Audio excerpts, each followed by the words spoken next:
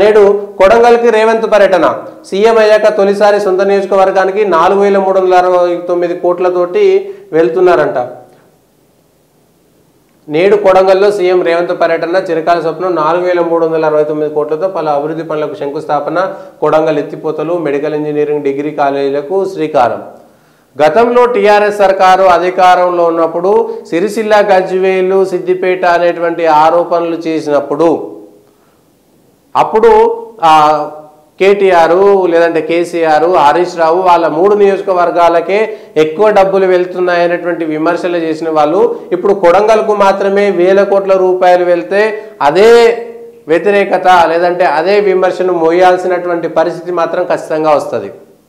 అదే విమర్శ మోయాల్సి వస్తుంది. చిరకాల స్వప్నం నారాయణపేట, కొడంగల్ ఎత్తిపోతల పథకానికి ఇప్పటికే పరిపాలన అనుమతులు లభించాయి. వాస్తవానికి ఎత్తిపోతల 2014లో జీవో 69 అప్పటి రాష్ట్ర గవర్నర్ నరసింహన్ జారీ చేయగా అధికారంలోకి వచ్చిన బీఆర్ఎస్ ప్రభుత్వం అమలు చేయలేదు. కాగా సీఎం రేవంత్ రెడ్డి ప్రమాణ స్వీకారం చేసిన 2 నెలల్లోపే పాత జీవోను రద్దు చేసి 14ను జారీ చేశారు. బీమాకు కేటాయించిన 28 టీఎంసీలు 1, 2 దశలకు కేటాయించిన 13 టీఎంసీలు పోను 7 టీఎంసీలు ఈ నీటి పథకానికి వినియోగించుకున్నారు. అభివృద్ధి చేయడం ఒకటే కానీ రేవంత్ రెడ్డి కూడా రాష్ట్రంలో నిధులన్నీ కూడా కొడంగల్కే తీసుకువెళ్తున్నాడు. కొడంగల్ అభివృద్ధికి మాత్రమే వెళ్తున్నాయి. కొడంగల్ ఒకటే ఉన్నదా?